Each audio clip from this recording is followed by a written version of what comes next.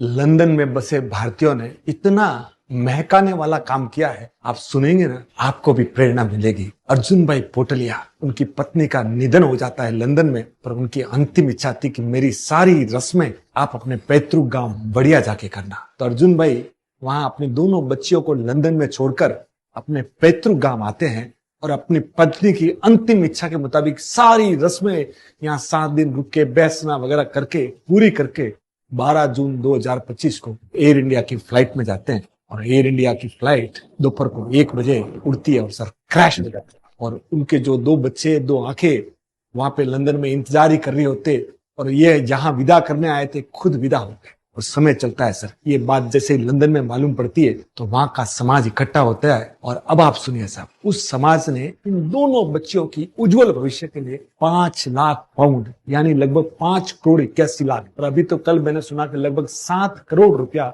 उन्होंने सिर्फ 2 दिन में इकट्ठा किया। और उन्हीं के परिवार के कोई काका काकी है जिनको संतान नहीं थी, उन्होंने भी इन दोनों बच्चियों को एडॉप्ट करने का निर्णय लिया है। तो साहब ये भागीरथी कार्य के लिए गुजराती समाज जो लंदन में है उनको सिल्क सैल्यूट तो बनता ही है। और कहते हैं कि साहब वहां के अंग्रेजों ने भी इसमें जोरदार रूप से भाग लिया। तो साहब ये हमें बताता है कि हमारा समाज, भारतीय समाज जहां भी बैठा है ना साहब, तकलीफ में हम सब एक दूसरे के काम आते हैं।